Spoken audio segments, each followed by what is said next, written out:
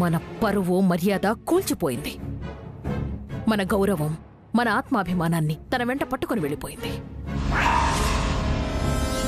కాకర్ల ఇంటి కోడలిగా కాదు, ఒక పరాయివాడి మనిషిగా ఇక్కడికొచ్చి నా ఇంట్లో నా ఎదురుగా నిలబడ్డప్పుడు నా మనసు గుబేలైపోతుంటే చూసి తట్టుకోలేక, తను ఉండడం ఇష్టం లేక ఇక్కడ తనుంటే అపవిత్రం అనుకుని వెళ్ళిపోయింది. తన వల్ల మనకెంత పరువు నష్టం వాటిల్లిందమ్మా. ఏదో గుట్టు చప్పుడు కాకుండా పెళ్ళైతే చేసేసుకున్నారు, కానీ ఈ విషయం 10 మందికి తెలిస్తే అసలు మనం తలెత్తుకోగలమా? చూసావా సుచిత్ర, ఈ ఇంటి మనిషి అయిన ఐరేంద్రికి ఒళ్ళు మండిపోయి ఇలా మాట్లాడుతోందంటే ఇక బయట వాళ్ళు ఏమంటారు నువ్వు ఊహించగలవా? నేను నీకు మొదటి చెప్తూనే ఉన్నాను, ఆ వసుంధర వంశీకి తగదు, వద్దు వద్దు అని చెప్తూనే ఉన్నాను. కానీ నువ్వే తనే ఇంటి కోడలన్నావు. తన చేత్తోనే పంచముఖి దీపం వెలిగించమన్నావు. తనే ఈ వంశాభివృద్ధి చెయ్యాలని శోభన ముహూర్తం కూడా పెట్టించావు. ఇవన్నీ మనం చేసిన తప్పులు, మనకు తెలిసి చేస్తున్న తప్పులు. ఇకనైనా నువ్వు అర్థం చేసుకుని నన్ను ఆపడానికి ప్రయత్నించుకో.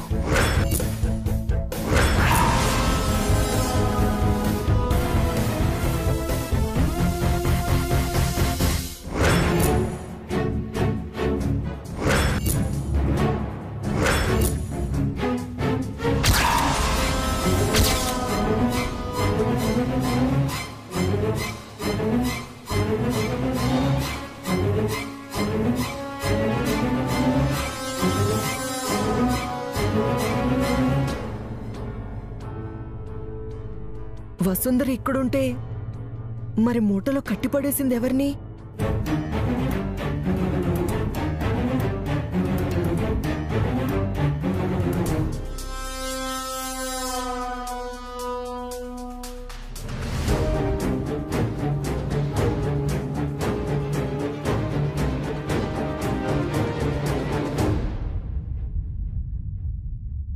అమ్మా, వసుంధర గారు టెర్రస్ పైనే ఉన్నారమ్మా.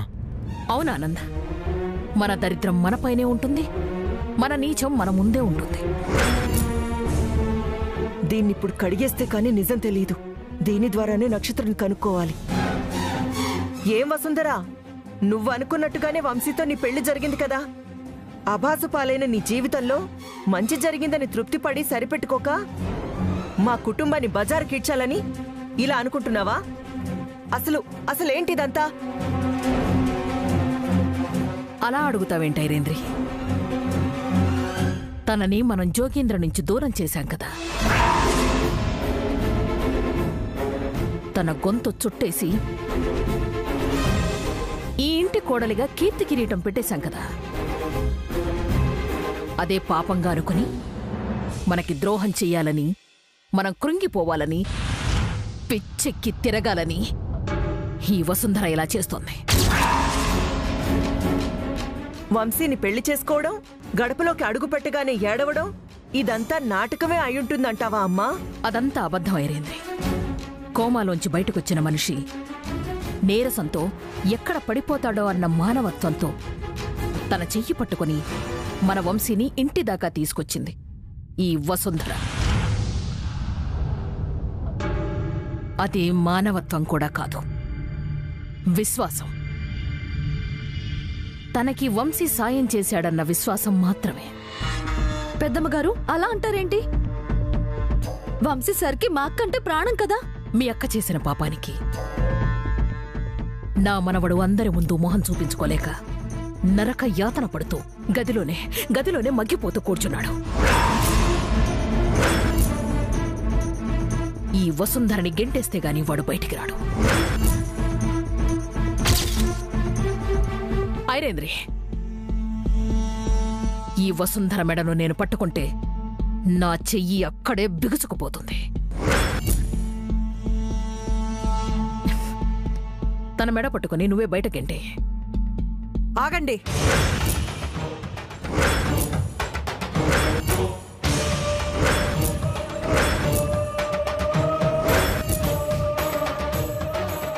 చేసింది, తప్పు చేస్తుంది మీ మనవడు వంశీ అత్తయ్య.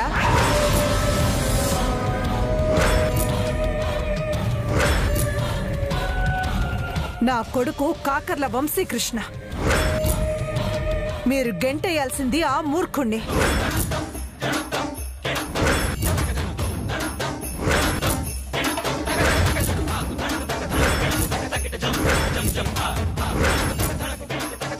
అమ్మా, ఏంటి నువ్వు అంటుంది? ఆనంద్, తప్పు చేస్తుంది మీ అన్నయ్య, తప్పుకు బలి చేస్తుంది వసుంధర్ని. వంశీ అంత తప్పేం చేశాడు వదినా? ఏం చేశాడా?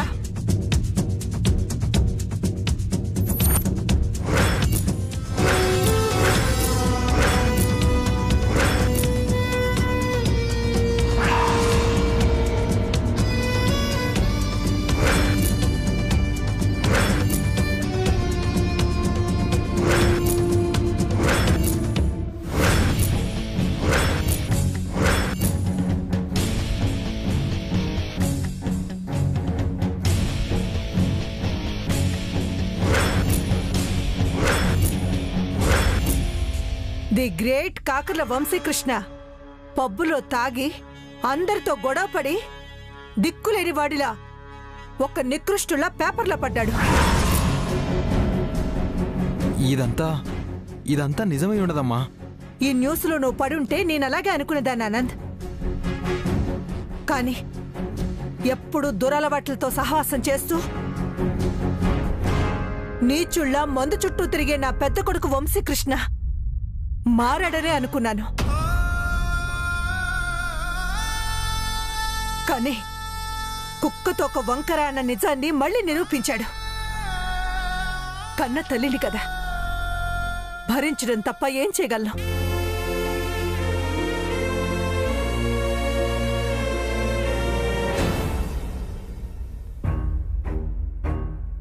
అమ్మా వసుంధర, నా కొడుకు మారాడని నమ్మాను. నిన్ను వాడికి దగ్గర చేసి నీ జీవితాన్ని నరకంలోకి తోశాను. నన్ను క్షమించమ్మా.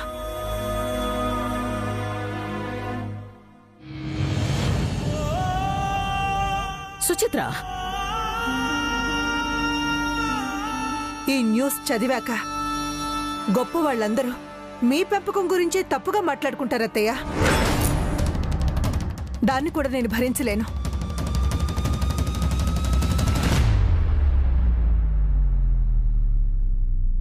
ఇది నా తప్పై ఉంటుంది.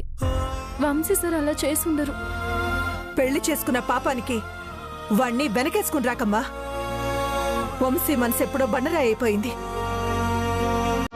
ఓం హరోం హర కైలాస శంకర భవిష్యానంద స్వామి పలకరా.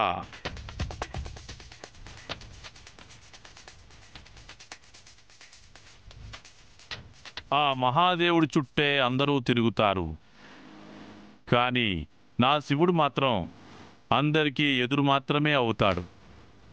నేను ముందే చెప్పాను కదమ్మా. వాళ్ళిద్దరూ కలవాలని చూసినా, వాళ్ళను ఒకటి చేసే ప్రయత్నం చేసినా ఇలాంటి విపత్తులు జరుగుతాయని.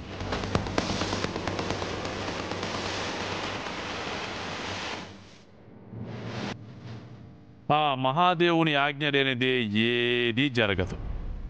భవిష్యత్తు తెలిసిన వాడిగా చెప్తున్నాను. పంచభూతాలు ఒక్కటైనా వంశీ వసుంధరలు వాళ్ళ జీవితాల్ని పంచుకోలేరు. ఆపండి స్వామి. మీకంత భవిష్యత్తు తెలిసిన వాళ్ళు ఇలా జరుగుతుందని ముందే ఊహించి చెప్పొచ్చు కదా. ఎందుకు చెప్పలేకపోయారు? అనవసరంగా ఇలాంటి మూఢనమ్మకాలతో వీళ్ళని దూరం చేయాలని చూడకండి. అంత నా వల్లే జరిగింది. వంశీ సార్ నన్ను నిర్దోషిని చేయడానికే ఇలా చేసుంటారు. అక్క అక్క,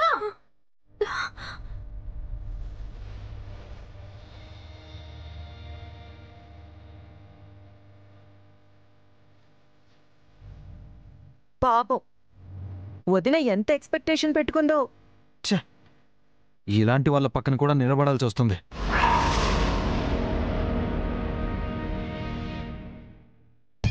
అమ్మో, వెళ్ళి నా కూతుర్ని వెతుక్కోవాలి.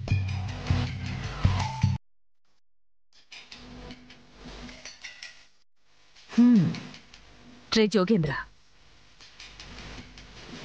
నువ్వు పదే పదే శివుడి పేరు తలుచుకున్నందుకేనేమో మనకు కూడా మంచి జరుగుతోంది. ఇది కూడా నీకు మంచి అవకాశమే. సద్వినియోగం చేసుకో. నా మనవడు మంచి పనే చేశాడు. వసుంధరను తీసుకెళ్లే టైం వచ్చింది అమ్మగారు.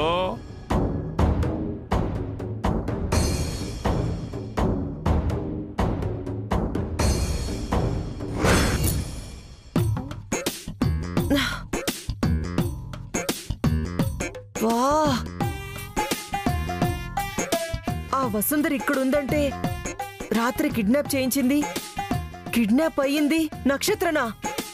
నో నో, అలా జరగకూడదు, అలా జరుగుండదు.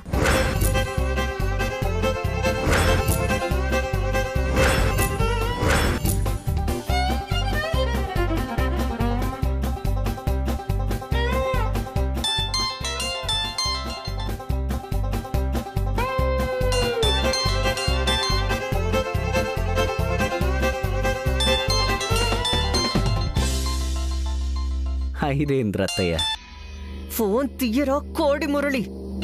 ఇప్పుడు ఇస్తా. అత్తయ్య. రే మురళి, ఫోన్ లిఫ్ట్ చేయకుండా ఇంతసేపు ఏం చేస్తున్నావురా? నువ్వు మరీ అంత పచ్చిగా అడిగితే ఎలా చెప్పగలను అత్తయ్య? సిగ్గేస్తుంది అత్తయ్య. ఏది ఏమైనా మాత్రం నువ్వు పంపించిన గిఫ్ట్ ఉందే, బా అదిరిపోయిందనుకో. ఇదిగో, మరి మనకి బేరాలొద్దు. నీ రుణం ఎలా తీర్చుకోమంటావు నువ్వే చెప్పత్తయ్య, తీర్చేసుకుంటా. రే, నేను చాలా టెన్షన్ లో ఉన్నాను. పిచ్చి పిచ్చిగా మాట్లాడి నాకు చిరాకు పుట్టించుకో. నక్షత్ర ఎక్కడుంది? అదేంటత్తయ్య, నక్షత్రం ఇక్కడే పడుకునుంది. రాత్రి బాగా అలసిపోయింది కదా, అందుకే మొదలు కూడా డిస్టర్బ్ చేద్దండి. ఏమైనా చెప్పంటావా? రే మురళి, ఛాన్స్ దొరికిందని నాతో ఆడుకోవాలని చూస్తున్నావా? లేదంటే నేను నీ కాళ్ళ పేరానికి వస్తాననుకుంటున్నావా? ఒక్క నిమిషం అత్తయ్య.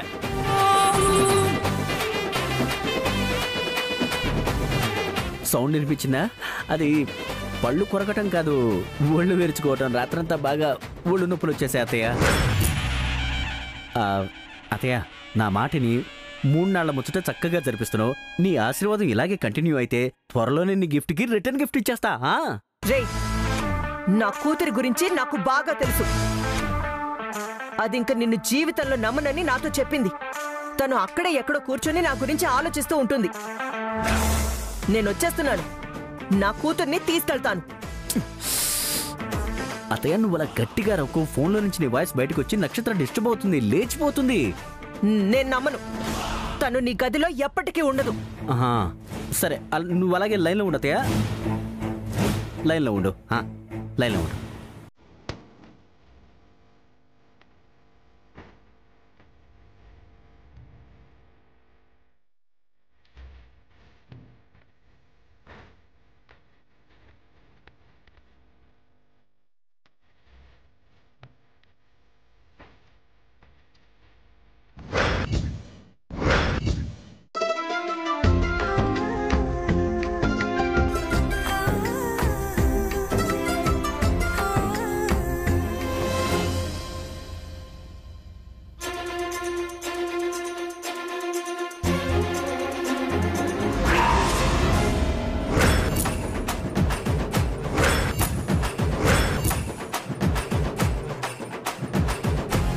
అత్తయ్య,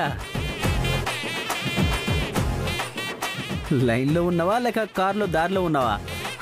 మురళి, నువ్వు చెప్తుంది నమ్మసక్యంగా లేదా? అదేంటత్తయ్య, ఇంత మంచిగా సెల్ఫీలు తీసి పంపించినా నీకు నమ్మకం లేకపోతే ఈ మధ్యతరగతి మురళి ఏం చేయగలడు చెప్పు? అత్తయ్య, ఏదేమైనా మాత్రం జరగాల్సిన పెళ్లి మాత్రం జరిపించలేకపోయినా ఆ తర్వాత జరగాల్సినవన్నీ నీ చేతుల మీదుగానే చక్కగా జరిపిస్తున్నావు. అండ్ యు ఆర్ గ్రేట్ అత్తయ్య. సరే అత్తయ్య. హలో అతయ్య అతయ్య ఓ ఈ సెల్ఫీలు చూసి నువ్వేదో బాగా షాక్లో ఆలోచిస్తున్నట్టును. నీ ఆలోచన నేనేం డిస్టర్బ్ చేయను, బాగా ఆలోచించుకో. సరే అతయ్య, ఒక విషయం మాత్రం బాగా గుర్తుపెట్టుకో, ఇవన్నీ పర్సనల్ పిక్స్ కదా, వాటిని ఎవరికి షేర్ చేయకూడదు. మళ్ళీ తర్వాత నక్షత్ర బాధపడుతుంది.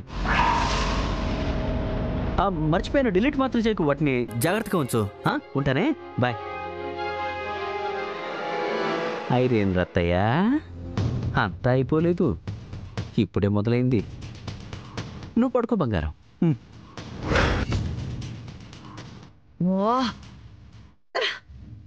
రే మురళి, మీ ఇద్దరి మధ్య ఏం జరుగుతుందని నాకు తెలుసు.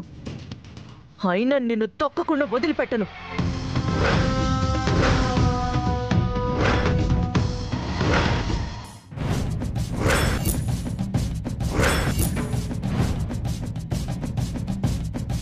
అందరం అనుకున్నట్టుగానే పెళ్లి జరిగింది. పంతులు గారు పెట్టిన ముహూర్తానికి అక్క వంశీ సార్ ఒకటవుతారనుకుంటే ఇలా జరిగిపోయిందేంటి శ్రీవారు? అదే నాకు అర్థం కావట్లేదు శ్రీమతి గారు. నక్షత్ర ఐరేంద్ర అత్తయ్య కూడా వాళ్ళ గదిలోనే ఉన్నారు. మనం ఉదయం లేచి చూసేసరికి అన్నయ్య మాత్రం లేడు. అన్నయ్య ఇంట్లో లేకపోవడానికి కారణం ఏంటో నాకు తట్టట్లేదు శ్రీమతి గారు.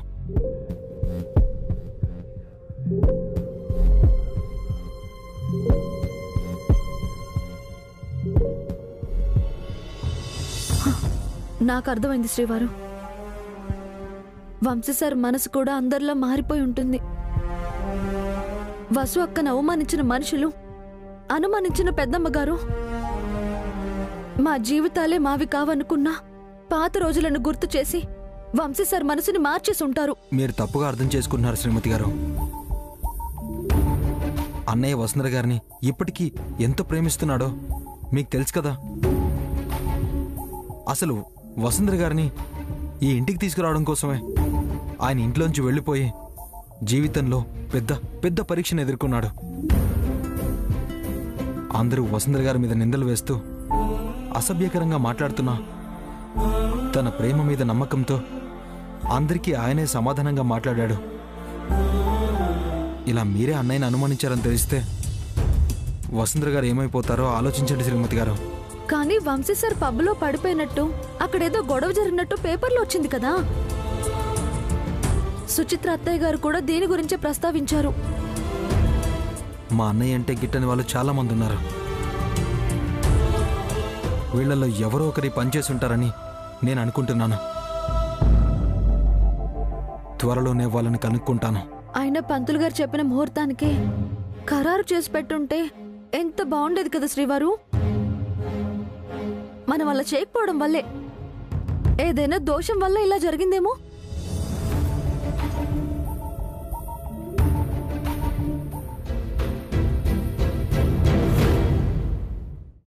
ఇప్పుడు మీరేమన్నారు శ్రీమతి గారు? అదేనండి, పంతులు గారు పెట్టిన ముహూర్తానికే ఖరారు చేసుంటే ఇలా జరిగేది కాదేమో.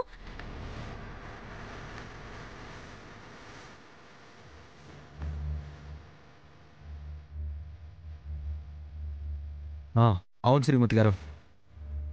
అంత మంచి జరుగుతున్న టైంకి ఆ దొంగ బాబాగాడొచ్చి అందరినీ మాయ చేశాడు. నేను ఆ రోజు ఎంత చెప్పినా ఎవరూ వినిపించుకోలేదు. ఆ భవిష్యానంద స్వామి సన్యాసి కదా, వాడికి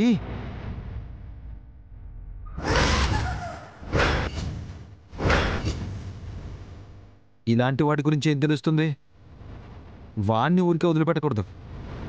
అలెక్కి గారు, ఒళ్ళంతా కర్పూరంతో కాల్ చేస్తా.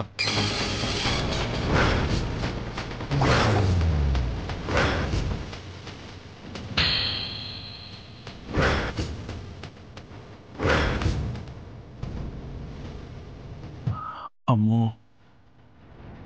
ఈ ఆనంద్గాడు మళ్ళీ ఏదో ప్లాన్ చేస్తున్నాడు. అమ్మో, వీడేవైనా తల పెడితే నాకు తగలబడిపోతుంది. వెంటనే వీడి మైండ్ డైవర్ట్ చేయాలి. ఓం హర హర కైలాస శంకర భవిష్యానంద స్వామి పలకరా. ఓం భవిష్యానంద స్వామి, నీ విభూతితో ఈ కుటుంబాన్ని రక్షించరా.